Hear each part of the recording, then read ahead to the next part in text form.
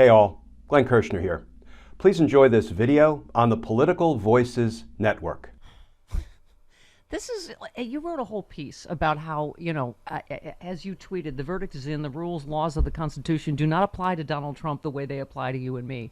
It just seems like he gets way more, I don't know, special rulings, benefit of the doubt that any of the rest of us would get. Even the Supreme Court is hearing this ridiculous immunity argument, right? Yeah, he is the poster boy for special treatment. But first of all, just because Judge Chutkan rejected a frivolous motion doesn't mean Donald Trump's lawyers aren't obliged to raise it in all of his criminal cases. So those judges can reject it too, but they can then preserve it for appeal. So I don't begrudge him raising these motions in one form, even though he lost it in another form. But let me tick off the 5 reasons that I see as to why DOJ treats him differently. 1, there is a hesitancy generally, even a timidity for federal prosecutors to go after the wealthy, the influential, the powerful, the well-connected. 2, when those powerful, influential people are political, there is this hypersensitivity that, oh my goodness, we're going to be criticized as being political or partisan. But we always put Republicans in charge. We always put Republican special prosecutors. Throw that out the window. Suffer the criticism because it won't be well-placed criticism. 3, there's no precedent, and feds love their precedent. They hate to do anything without precedent. That scares them. 4, there is this tendency to cherry pick, Steph. Feds don't have to take most cases. You know why? Because when somebody violates the federal law, they also violate the state law. So maybe the feds take 1 in every 10 cases that they could take. And you know what they say about the other 9 cases? Let's kick it to the states and let them deal with it, right? Because the feds have the ability to do that. And 5, fear of losing, because federal prosecutors are, not all of them, I hate to paint with a broad brush, but they don't like to lose because they perceive it as some kind of an embarrassment. I always said, Steph, to my prosecutors that I supervised when I was the chief of homicide, I said, look, there is no shame in losing a case. There's nothing but shame in failing to try a case for fear of losing. By the way, you just mentioned all the parts of your piece that I highlighted. I'm going to put you in charge of this. I'm going to bring one of these to Sexy Liberal, and then you can. Okay.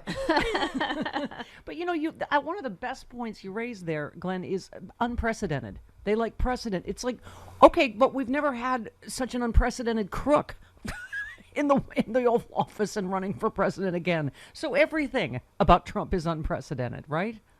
Steph, if you needed precedent to prosecute a criminal president, we would never prosecute a criminal president, because you have to do it the first time to set that precedent. So come on, let's get our precedent going. Let's get Donald Trump convicted, because that will deter tomorrow's aspiring dictator from trying to do it all over again. Thank you, Glenn. And let's talk about the hush money election interference case, because this is the one you reprinted a February 2021 headline that said, "What if individual one Fed's Trump campaign case is dead?"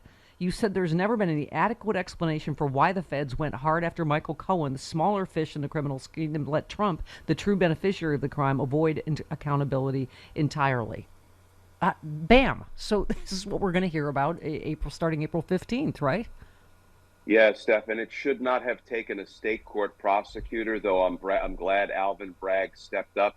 Should not have taken a state court prosecutor to bring Donald Trump to justice for these crimes that Michael Cohen was punished for, even though Michael was the littler criminal fish in that conspiracy. The feds didn't do it. We still need to know why they didn't do it. There needs to be some damn daylight on this bad decision. But the same is true of, the tax fraud and the business crimes of Trump and his organization. Why is it that only the state prosecutors are going after that? I thought we had an IRS that could bring criminal charges when somebody engages in federal tax It's crimes. Taken a lot of people, Glenn, to let this guy get away with as much as he's gotten away with his whole life. Chris, who I like to call ipso facto. Ipso post facto. Yeah, right. He's in charge of when I have to say allegedly. But you raise a good point in your piece. He is not allegedly a rapist, a business fraud, an insurrectionist. You talked about Exhibit 2 here. Trump's an educated insurrectionist. Both the Colorado State Trial Court and the Colorado State Supreme Court found he engaged in insurrection. A judge adjudicated that he is a rapist. He has been adjudicated a business fraud. And Steph, Steph, this is an example of not the Department of Justice, but the Supreme Court treating Donald Trump as the poster boy for special treatment. Yeah. So he is an adjudicated insurrectionist by both a state trial court and a state Supreme Court.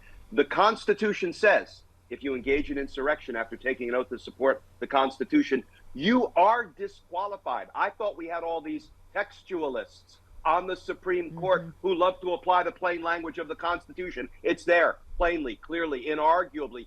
Donald Trump is disqualified, and yet the Supreme Court finds a semantic workaround. Yeah. I mean, this is some BS. And as you say, it remains possible the Supreme Court could, in fact, rule a president is above and beyond the reach of our nation's criminal laws.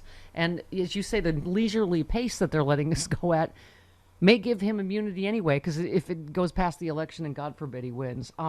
So the other thing I just wanted to ask you about, because you tweeted about a tale of two cases. New York court orders Trump to trial on 4/15, while another inexplicably reduces Trump's bond amount just days after he boasts on social media that he has nearly $500 million cash on hand. Can you tell me how this would not happen to any of the rest of us, where, oh, okay, well, you can just pay less than half then? Steph, I hold in my hand.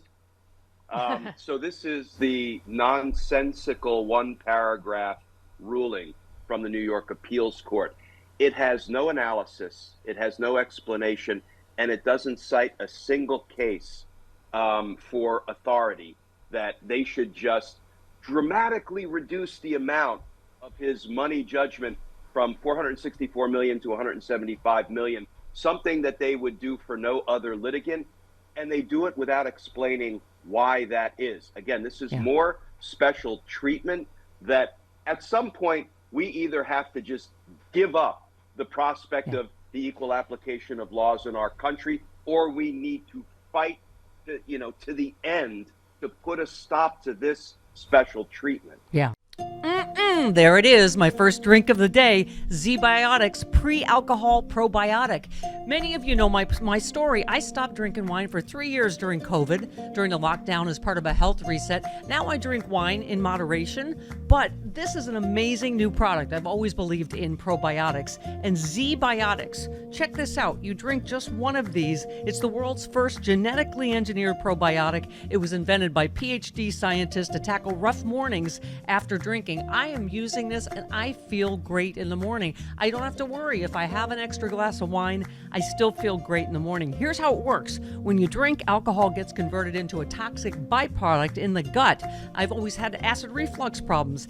It is this byproduct, not dehydration, that's to blame for your rough next day. ZBiotics produces an enzyme to break this byproduct down. All I know is it works. It is ZBiotics Pre-Alcohol Probiotic. Go to zbiotics.com/politicalvoices or scan the QR code on the screen right now.